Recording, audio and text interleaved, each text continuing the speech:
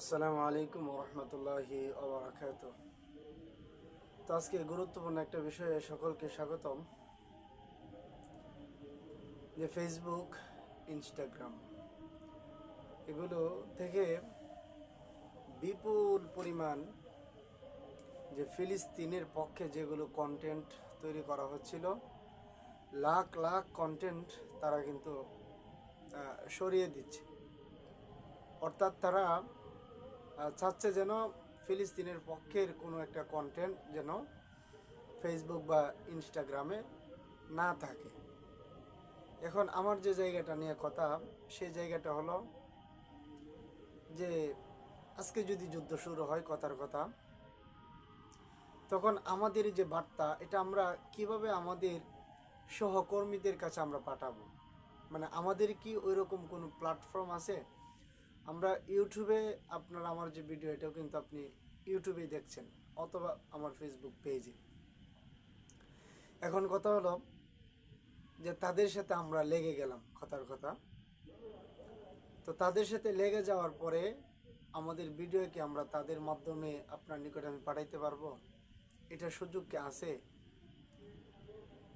যদি এরকম আমরা পরিস্থিতি তৈরি হয়, তো তারা কিন্তু আমাদের ভিডিওগুলোকে তারা কি করবে? তারা এটাকে বাদ করে দিবে, এটা স্বাভাবিক। তখন আপনাকে আমি কিভাবে, বা আপনি আমাকে কিভাবে, বা আমি আমাদের দলকে, বা আপনি আপনার দলকে বা সহকর্মীদেরকে কোন প্ল্যাটফর্মের মাধ্যমে আপনার বার্তাটা পৌঁছাবেন? এই প্রশ্নটা আমি আপনাকে করলাম, আপনি কিন্তু উত্তর দিবেন অবশ্যই, যে আপনি কোন প্ল্যাটফর্মের মাধ্যমে তার নিকট আপনি বার্তা পাঠাবেন। এই মেটা, ফেসবুক, ইনস্টাগ্রাম, ইউটিউব, যাই বলেন না কেন, ইমেল, কোনোটাই কিন্তু আপনারও না, আমারও না, আমাদের অধীনেও না। এখন সবগুলো তাদের অধীনে। আমরা কি করব? শুধুমাত্র কি বলা যায়, আমরা কথার কথা লেগে গেলাম। তো লেগে যাওয়ার পরে তারা আমাদেরকে আটকায় দিবে। তারা আমাদের বিরোধিতা বিরোধিতা অবশ্যই করবে, অবশ্যই করবে।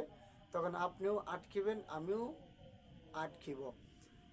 তো ওই বিষয়টাকে মাথায় রেখে, সামনের ভবিষ্যতের প্রতি খেয়াল রেখে, যেন সময়ে কি করা যায়, আমার যে এই যে ভিডিওগুলো, এই যে কথাগুলো বললাম, দেখেন আমার এই কথাগুলো কিন্তু তাদের প্ল্যাটফর্মে বলা।